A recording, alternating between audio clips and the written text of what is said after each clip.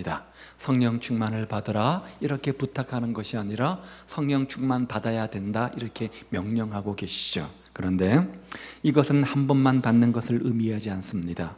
우리가 예수님을 믿고 구원받는 것은 단 한 번적 사건이지만, 이례적 사건이지만 성령 충만은 그렇지 않습니다. 현재 진행형 시제를 사용하고 있기 때문에 계속해서 지속적으로 틈만 나면 성령 충만 받아야 된다 이렇게 말씀하고 있는 겁니다. 왜 그렇습니까? 우리의 영이라고 하는 것이 내가 성령 충만함을 받고 성령과 밀접한 관계를 갖지 않는다면 반드시 다른 영과 밀접한 관계를 갖게 되어진다는 거죠. 그 다른 영이 뭡니까?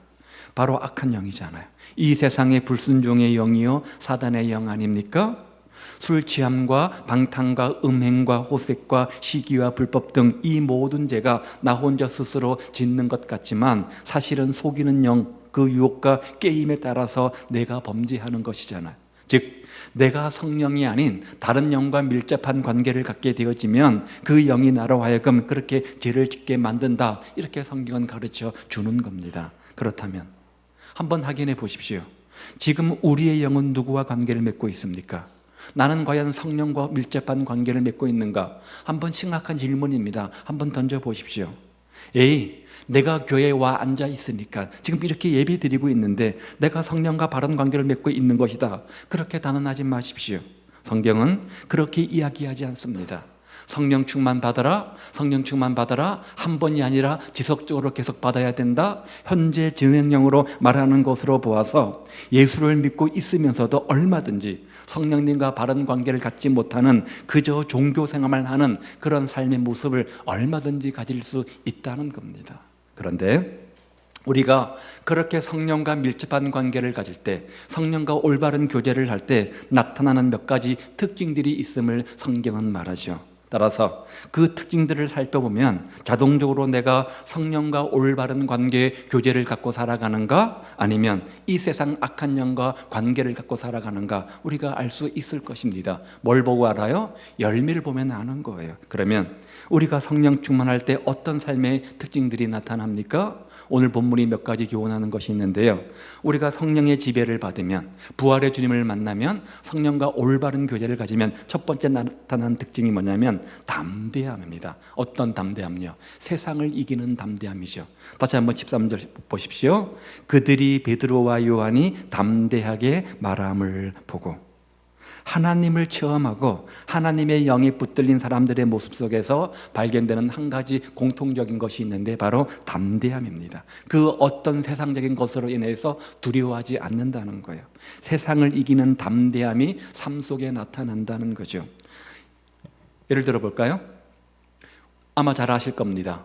사드락과 메삭과 아벳느고, 여러분 아시죠? 느부갓네살 왕이 금으로 신상을 세워놓고 그들에게 절하라 이렇게 강요하잖아요. 모든 백성들이 다 두려워서 절하는데 사드락과 메삭과 아벳느고는 절하지 않았습니다.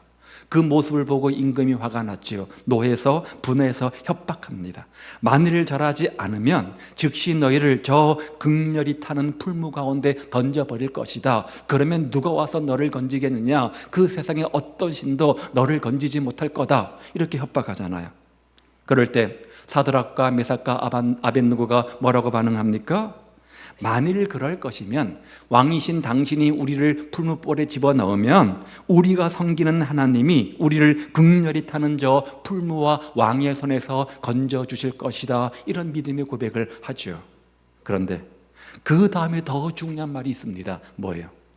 그리 아니하실지라도 우리가 왕의 신들을 섬기지 않을 것이고 왕이 세운 금상에게 절대로 절하지 않을 것입니다. 이런 담대함의 비밀이 뭡니까? 그의 친구 누구지요? 다니엘이 있습니다.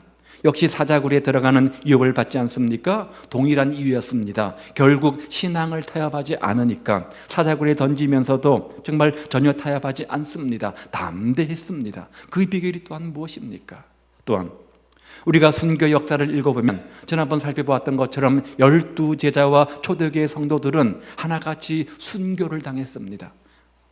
예수 믿다가 예수님 부인하지 않고 억울한 죽음을 당한 것을 순교라고 말하죠. 목베임을 당했죠. 불에 타서 죽임을 당했죠. 십자가에 거꾸려 죽었죠. 그런데 그 어느 누구도 예수님을 부인하거나 두려워하는 자가 한 사람도 없었습니다. 방금 전까지 어땠습니까? 그 예수님을 부인하고 도망갔던 사람들 아닙니까? 세상이 두려워서, 목숨이 두려워서 도망갔던 그들 아닙니까? 어떻게 담대하게 목숨을 초계같이 여기는 그런 대담한 사람으로 바뀐 겁니까? 또요, 우리나라 목사님이 한 얘기를 해보죠. 그분의 며느리부터 직접 들은 이야기입니다. 그 며느리가 한 20살쯤 되었을 때 시집을 왔는데 공산당이 그 시아버지에게 예수를 부인하라고 그렇게 협박을 합니다. 거절했겠죠. 온 동네 사람들이 지켜보는 가운데 마당에서 피가 나도록 두들겨 팹니다. 그런데 그분은 꼼짝도 않고 그저 매를 다 맞으면서 찬송을 부르는 겁니다. 오히려 주님을 위해서 능력받는 것을 기뻐했다, 이렇게 말합니다. 성경의 가르침이잖아요. 공산당들이 분에 못 이겨가지고 대나무 칼로 그의 피부를 하나하나 벗겨가면서 그렇게 비참하게 죽였다고 해요. 그런데 그 순간에도 조금도 흐트러짐 없이 꿋꿋하게 하나님을 찬송하며 죽어갔다고 합니다. 무엇이 그로 하여금 그토록 담대하게 만들었을까요? 히브리서 11장에 보면 믿음의 인물들이 쭉 나열되어져 있죠. 그런 다음 히브리서 기자는 마지막 결론으로 이런 이야기를 합니다. 믿음으로 아브라함은, 믿음으로 모세는, 믿음으로 요새는, 믿음으로 그렇게 말하면서 결론 부분에 어떻게 평가하냐면 세상이 감당치 못하였다, 이렇게 말씀하잖아요. 그런데 그렇게 성령과 깊은 관계를 맺고 있는 사람들은 세상이 감당치 못하는 그런 담대함이 그 속에 있다라고 오늘 본문이 이야기하는 겁니다. 다시 한번 13절 말씀을 보십시오. 그들이 베드로와 요한이 담대하게 말함을 보고. 어떻게 이 사도들에게 어떤 마음이 있었다고요? 담대한 마음이 있었대요. 세상이 이기지 못하는 담대한 마음이 있었대요. 이 세상 어떤 것에 대해서도 추워도 두려워하지 않는 담대한 마음이 이들 가운데 있었다, 이렇게 말하고 있는 겁니다. 방금 전까지 도망갔던 그들이 담대한 모습으로 나타났습니다. 그렇다면 저자들은 도대체 어디에서 이러한 담대함을 얻은 겁니까? 그 담대함의 비결이 무엇입니까? 오늘 본문은 세 가지를 말하는데요. 하나는 진리의 영인 성령이 그들 심령 속에 임하자, 부활의 주님이 다시 그들 심령 속에 임하자 그들이 올바른 하나님의 지식을 갖게 되어지고 올바른 분별력과 지혜가 생겼기 때문이죠. 13절 말씀을 보십시오. 그 이후의 말씀인데요. 그들을 본래 학문 없는 범인으로 알았다가 이상히 여기며. 무슨 말이에요? 학문이 없는 사람이 어떻게 저렇게 논리적으로 구약 성경을 인용해 가면서 그 사람들이 놀랄 정도로 잘 이야기하는가? 그런 말 아닙니까? 그런 비결이 뭡니까? 그런 담대함이 어디서 온 겁니까? 하나님을 알았기 때문이에요. 하나님을 만났기 때문에 그래요. 죄와 사망의 권세를 이기시고 부활한 주님을 그들이 인격적으로 만났기 때문 아닙니까? 어떻게 해요? 진리의 영인 성령이 그들 속에 임한 거예요. 진리의 영인 성령이 그들 속에 임하자 진리이신 하나님의 말씀, 진리이신 예수님에 대해서 바로 아는 영적 통찰력과 분별력이 생긴 거죠. 이처럼 하나님을 올바로 알고 하나님이 보여주시는 진리를 올바로 깨닫게 되어지면 그 결과 우리는 담대해질 수 있습니다. 사실 이 세상이 무엇이고 죽음이 무엇이고 인생의 참된 가치가 무엇인지 성경적 바른 원리 진리를 깨닫게 되어진다고 하면 두려울 것 아무것도 없어요.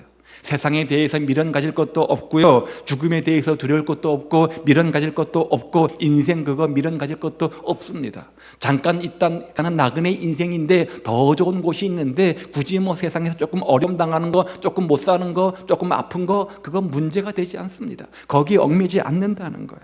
우리가 말씀을 통해서 이런 진리를 깨닫게 되어지면 그 결과 우리 안에는 담대함이 생기는 거예요. 세상에 대해서 담대한 마음이 생기는 거예요. 심리학자들의 말에 의하면 현대인의 고통 가운데 가장 큰 고통이 뭐냐? 두려움이라고 하죠. 질병에 대한 두려움이 있습니다. 사고에 대한 두려움이 있습니다. 혹시 내 사업, 내 직장 어떻게 될까라고 하는 두려움이 있습니다. 미래가 어떻게 펼쳐질지 몰라서 갖는 두려움도 있습니다. 사람에 대한 두려움도 있죠. 내 자식이, 내 남편이, 내 아내가 어떻게 잘못될까 봐 라고 하는 두려움 등 수 없는 두려움 속에서 우리가 고민하며 고통받고 살아갑니다. 그런데 하나님은 그런 우리에게 뭐라고 말씀하시느냐? 참새 한 마리를 봐라. 저 참새 한 마리도 떨어지는 것 우연이 아니라 내가 허락지 않으면 절대로 떨어지지 않는다, 이렇게 말씀하시면서 머리털까지 세심받은 너희 아니냐? 너희는 많은 참새보다 더 귀한 내 자녀 아니냐? 그러니까 염려하지 말고 근심하지 말고 두려워하지 마라, 이렇게 말씀하시잖아요. 우리가 이 지식을 마음속에 품을 때, 그래, 하나님이 내 인생의 아버지지, 하나님이 내 인생을 책임져 주신다고 말씀하셨지, 그런 진리를 마음속에 품을 때 우리는 쓸데없는 근심과 염려와 두려움으로부터 해방될 수 있는 겁니다.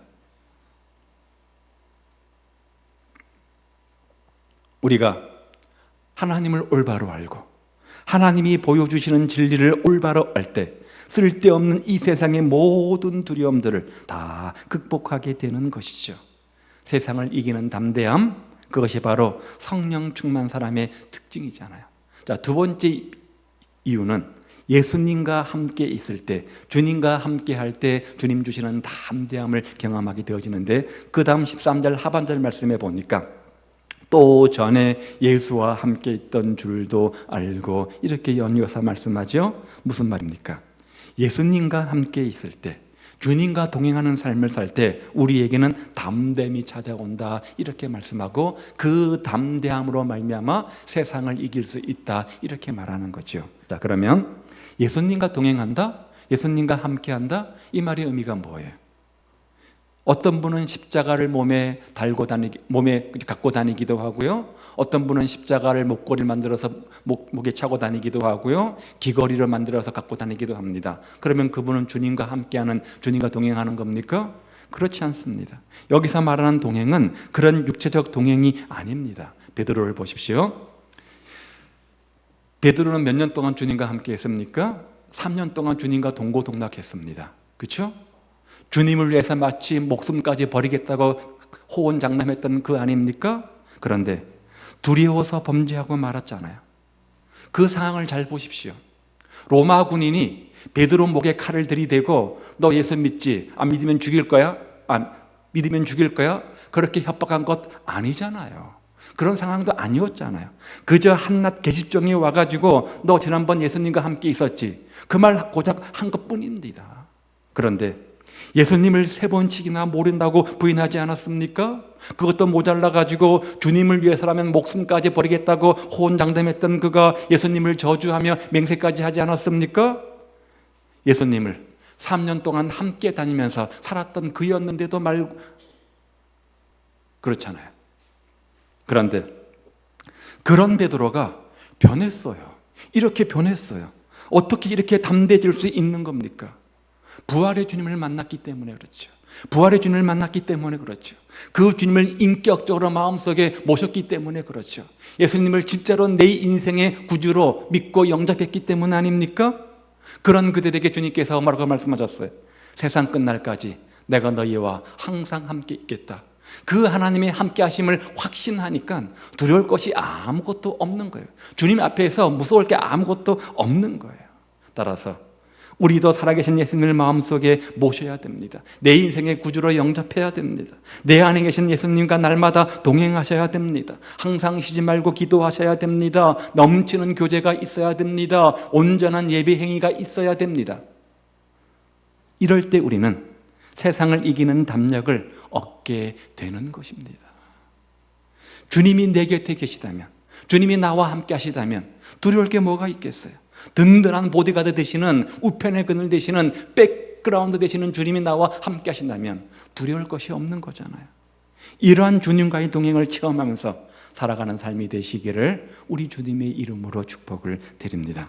자, 우리가 올바른 지식을 가질 때 하나님께 대한, 그럴 때 우리가 담대함을 얻게 되어지고요. 두 번째는 주님과 함께 동행할 때 우리가 담대함을 얻게 되어집니다. 세 번째는요, 믿음의 체험이 있을 때 그 결과 담대함을 얻게 되어지죠. 그 다음 14절 말씀도 보십시오.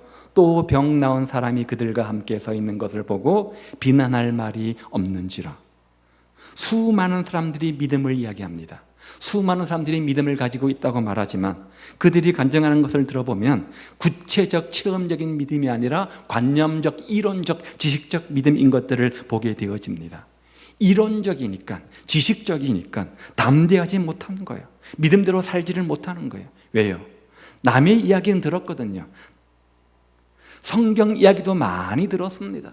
성경에 많은 인물들의 믿음의 이야기도 많이 들었습니다. 또 남들의 간증도 많이 들었습니다. 이렇게 기도해서 이런 응답을 받았다, 저 사람은 저렇게 기도해서 저런 체험도 했다, 많은 남의 얘기를 들었습니다. 그런데 문제는 내 체험이 없는 거예요. 내 체험이 없는 거예요. 사도 베드로가 그랬잖아요. 주님과 함께 다닐 때 많은 기적을 경험하지 못했습니까? 수도 없이 보았잖아요. 예수님께서 소경의 눈을 뜨게 하시는 것도 보았잖아요. 죽은 자를 살리시는 것도 보았잖아요. 그런데 그저 그 믿음은 관념적 믿음, 이론적, 지식적 믿음이었습니다. 내 것이 아니었던 거죠. 그래서 막상 그 앞에 시험이 닥쳐오자 어떻게 했어요? 예수님을 부인하며 도망가지 않았습니까? 그런데 그런 베드로가 나중에 달라졌어요. 담대해졌어요. 그 이유가 뭡니까? 관념적 믿음이 아니거든요. 실제로 체험했거든요. 남들이 말한 예수가 아니라 바로 자신이 직접 체험한 예수가 된 겁니다. 베드로 자신이 나사렛 예수의 이름으로 일어나 걸어라 라고 외쳤더니까 안진뱅이가 일어나는 겁니다. 그런 기적을 경험한 겁니다. 그런 기적을 체험한 겁니다. 그런 하나님의 살아계신 것을 두 눈으로 목도한 겁니다. 여러분, 그런 체험을 갖고 계십니까? 남들이 말하는 예수가 아니라, 남들의 기도에 응답하시고 역사하시는 그런 예수님이 아니라 내 삶 속에 찾아오셔서 나의 기도에 응답하시고 역사하시는, 내 기도에 응답 주시는 그런 주님을 체험하셨습니까?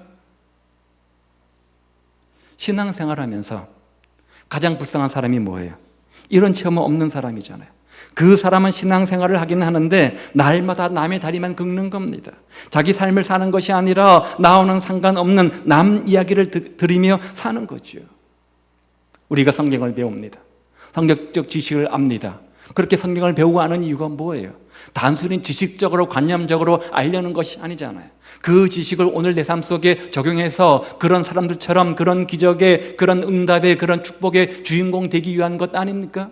그런데 지식적으로 머리만 커져 있고 행함이 없고 어떤 열매가 없다고 한다면, 그런 응답이 없다고 한다면 그것은 죽은 믿음이라는 거예요. 지금까지 신앙생활 하시면서 여러분 인생의 안진뱅이를 일으켜 본 적이 있습니까? 문자적으로 우리가 안진뱅이를 일으키지 못한다고 할지라도 정말 우리가 믿기만 하면 살아계신 주님께서 나를 통해서 역사하실 수 있다고 성경은 분명히 선언합니다. 도저히 변화될 것 같지 않던 내 남편이 믿음으로 예수 이름을 부를 때 돌아오는 역사가 얼마든지 나타난다는 겁니다. 예수의 이름으로 믿고 기도할 때 도저히 안 될 것 같은 일상의 문제가 해결되기도 하고 도저히 끊을 수 없을 것 같은 나쁜 습관들이 끊어지는 역사가 얼마든지 우리도 나타나는데 이것이 바로 우리의 인생의 안진뱅이잖아요. 우리에게 이러한 체험이 필요하다는 거예요. 성령 충만한 사람은 세상을 이기는 담대함이 있습니다. 그런데 그 담대함은 어떻게 온다고요? 하나님 말씀에 대한 올바른 깨달음, 지식이 있을 때 오는 겁니다. 두 번째는요, 날마다 하나님과 함께 동행할 때 오는 것이죠. 세 번째는 뭐였어요? 믿음의 체험이 있을 때 오는 겁니다. 믿음의 체험이 있을 때 오는 겁니다. 이런 담대함이 우리의 심령을, 가정을 뒤엎어 주시기를 우리 주님의 이름으로 축복을 드립니다. 우리들의 교회를 홍수같이 몰아가시기를 우리 주님의 이름으로 축복을 드립니다. 성령의 인도함을 받는 사람은 세상을 이길 담대함을 가지고 있는데 첫 번째 특징이죠. 자, 두 번째 특징은 성령의 인도함을 받는 사람들은, 주님의 부활의 주님을 만난 사람들은 언제나 하나님 앞에서 살아갑니다. 그 다음 18절 말씀을 보죠. 그들을 불러 경고하여 도무지 예수의 이름으로 말하지도 말고 가르치지도 말라 하니 베드로와 요한이 대답하여 이르되 뭐라고요? 하나님 앞에서 너희 말을 듣는 것이 하나님 말씀을 듣는 것보다 옳은가 판단하라.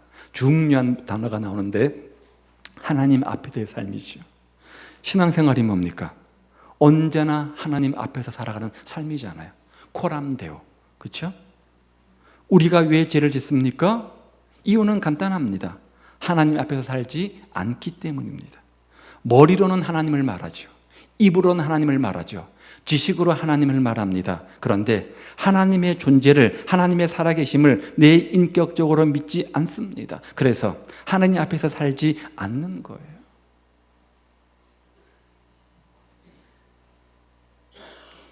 요나가 그랬잖아요. 요나가 니느웨로 가라. 하나님의 음성을 무시하고 어디로 갔습니까? 다시스로 갔죠. 도망가다가 풍랑을 만났습니다. 제비를 뽑았더니 요나가 뽑혔어요. 그래서 그 선원들이 묻습니다. 당신 때문에 이런 풍랑이 온 것 같은데 당신 누구요? 도대체 당신 누굽니까? 그럴 때 그가 뭐라고 대답합니까? 나는 천지와 바다를 지으신 하나님을 믿는 자로서. 뭐라고요? 천지, 하늘과 땅뿐만 아니라 저 바다까지도 지으시고 다스리고 주관하시는 그 하나님을 믿는 사람이다. 이렇게 고백해요. 그러면 정말 그 입술의 고백처럼 요나는 그런 삶을 살았습니까? 아니잖아요. 육지에 있다가 하나님의 음성을 거부하고 그 하나님의 음성을 피해서 어디로 갔습니까? 바다로 갔습니다. 왜요? 하나님의 영역이, 하나님의 주권이, 하나님의 힘이 바다에는 안 미치겠지라고 착각한 거죠. 아, 이제는 살았구나 라고 해서 바다 밑에서 배 밑에서 푹 잠을 자지 않았습니까? 그런데 그러면서도 말로는 뭐라고요? 나는 천지와 바다를 지으신 하나님을 믿는 자다. 말 따로 행동 따로. 그런데 우리가 이런 삶을 살 때가 얼마나 많이 있습니까? 하나님을 머리로는 압니다. 지식적으로 배워서는 압니다. 하나님은 모든 것을 아시는 전지한 분이다. 압니다. 하나님은 전능한 분이어서 모든 것을 할 수 있는 분이다. 그렇게 말합니다. 그러면서 우리는 하나님을 소경 하나님으로, 기머거리 하나님으로 만들 때가 얼마나 많이 있는지 모릅니다. 내가 은밀한 죄를 지을 때는 하나님께서 그걸 모를 것이다. 그렇게 착각하며 짓잖아요. 왜 타협합니까? 하나님 앞에서 살지 않기 때문 아닙니까? 우리가 하나님을 바라보지 않고 환경 바라보니까 타협하는 거죠. 그 순간순간마다 하나님을 의식하지 않는 거예요. 지금 내 옆에 하나님이 계시다. 하나님 앞에서 산다. 우리의 일거수일투족이 달라질 수밖에 없습니다. 그렇다면 여러분은 누구 앞에서 살아가고 계십니까? 친구의 눈치를 보면서, 직장 상사의 눈치를 보면서 사람을 더 의식하고 살고 있지는 않습니까? 혹시 돈 앞에서, 물질 앞에서, 건강 앞에 살아가고 있지는 않습니까? 그런데 19절에 보니까 이르되 하나님 앞에서 너희 말을 듣는 것이 하나님 말씀 듣는 것보다 옳은가 판단하라. 여기 옳다, 이 말이 의미하는 것은 의롭다, 그런 뜻입니다. 어느 쪽이 하나님과의 관계에서 더 의로운 것이고 올바른 선택인가 우리는 물어야 된다는 거예요. 이왕 눈치 볼 거면 누구 눈치 보라는 거예요? 하나님 눈치 보라는 거예요. 하나님 앞에서 살아가시기를 바랍니다. 저 종교개혁자 칼빈처럼, 루터처럼 코람데오 정신으로, 하나님 앞에서 정신으로 살아가십시오. 그러면 함부로 말하지 못합니다. 그러면 함부로 행동하지 못합니다. 적어도 이러한 모습의 예배생활 드릴 수 없습니다. 직장생활을 하는 것만큼도 못하는 그런 불성실한 태도로 신앙생활 못합니다. 학교생활 하는 것만큼도 못한 그런 불성실한 무책임한 태도로 신앙생활 절대 못합니다. 여러분은 어떻습니까? 하나님 앞에서 살아가는데 어떻게 주일 성수를 못하고 밥 먹듯이 빼먹을 수 있겠어요? 성령과 밀접한 관계를 갖고 살아가는 사람들은 세상을 이길 담대함이 있습니다. 두 번째는 뭐였죠? 하나님 앞에서 살아갑니다. 세 번째 특징이 있는데요. 주신 사명을 이루기 위해서 살아간다는 거예요. 그 다음 20절 말씀입니다. 보십시오. 우리는 보고 들은 것을 말하지 아니할 수 없다 하니. 인생을 사는 방법에는 두 가지 삶이 있습니다. 하나는 쫓기는 삶이고 또 하나는 부름받은 자의 삶입니다. 지난주 말씀처럼 생각해 본다면 하나는 모래 위에 인생을 사는 삶이고 반석 위에 사는 자의 삶입니다. 두 가지 인생의 삶이 있습니다. 쫓기는 사람들의 삶을 보면 늘 쫓깁니다. 늘 바쁘죠. 일에 쫓기고 환경에 쫓기고 시간에 쫓깁니다. 그런 사람들의 특징이 뭡니까? 늘 바쁘다는 거죠. 늘 바빠요. 늘 여유가 없어요. 늘 분주해요. 그런데 만족은 없어요. 제가 어느 식당에 갔었는데 그곳에 계신 분이 지금 일을 너무나 많이 해서 너무 피곤하고 힘들고 바쁘다는 거예요. 돈이 많이 있는 주인입니다. 그런데 늘 바쁩니다. 제 마음에 안타까운 마음이 있었습니다. 이제 조금 더 여유 있게 주를 위해서 살 수 있을 텐데 라고 하는 그런 안타까움이 있었습니다. 그런데 대부분의 사람들이 이런 삶을 살아갑니다. 내가 환경을 지배하기보다는 환경이 나를 다스리고 있죠. 돈이 나를 다스립니다. 시간이 나를 다스립니다. 직장이 나를 지배합니다. 늘 그래서 쫓기고 수동적으로 살다가 죽습니다. 일에 쫓기고 시간에 쫓기고 이거에 쫓기고 바쁘게 분주 살다가 그다음에 뭐예요? 죽음, 끝. 그런데 부름받은 삶도 있습니다. 뚜렷한 목표가 있습니다. 왜 사는가? 왜 돈을 모으려고 하는가? 내가 왜 이 직장에 다니는가? 내가 이 일을 지금 왜 하고 있는가?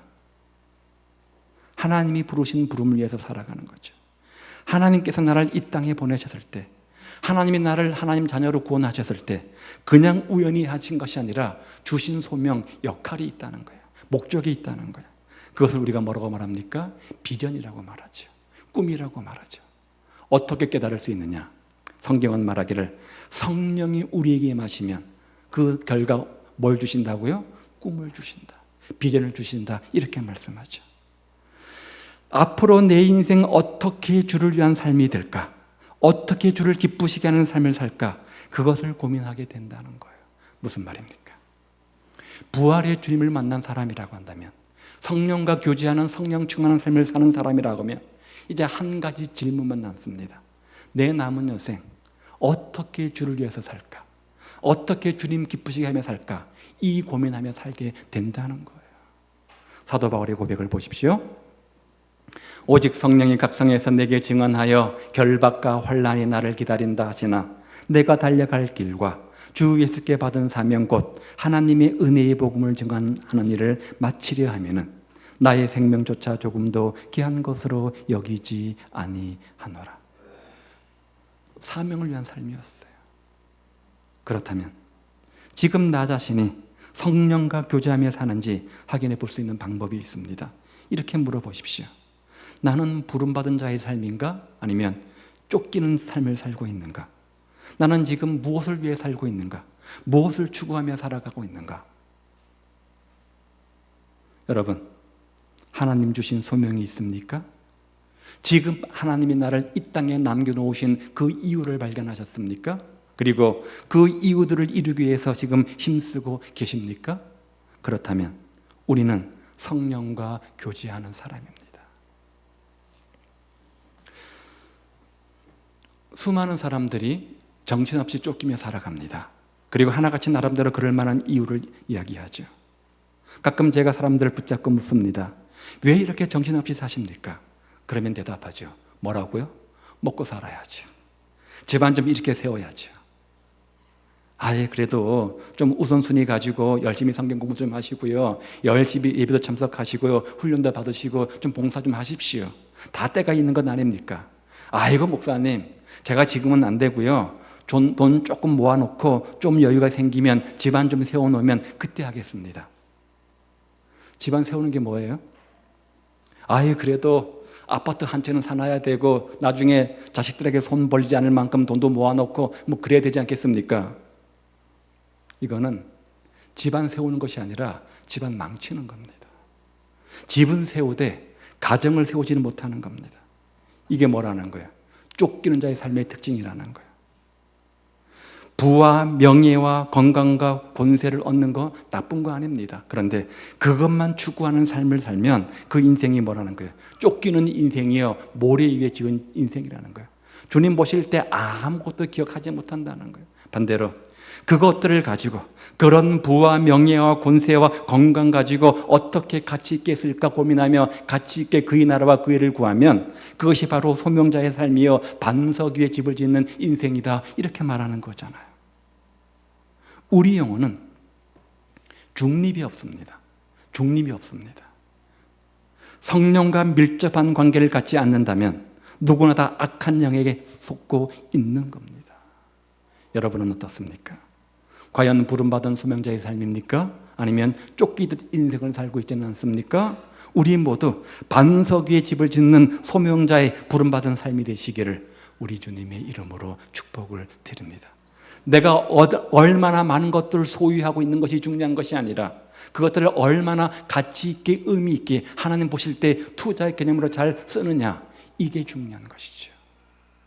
자, 성령과 교제하는 사람의 특징 3가지였습니다. 세상을 이기는 담대함이 있었고요. 두 번째는 뭐였죠? 언제 어디서나 사람 눈치 보지 않고 하나님 눈치 보는 하나님과 동행하는 삶을 삽니다. 세 번째는 뭐였습니까? 부름받은 소명자답게 삶을 살아갑니다. 그렇죠? 해야 될 일과 하지 말아야 될 일들, 우선순위를 먼저 분별하는 영적 분별력이 있습니다. 우리 모두 세상을 이기는 담대한 믿음의 주인공들 되시기를 바랍니다. 날마다 주님과 동행하며 코람되어 하나님 앞에서의 삶을 살아가시기를 바랍니다. 그리고 부름받은 소명자답게 오늘 우리를 이 땅에 남겨놓으시고 이 교회에 와서 이런 직분을 갖게 하신 분명한 이유가 있을 텐데 그 사명 소명 이루는 삶이 되시기를 우리 주님의 이름으로 축복을 드립니다.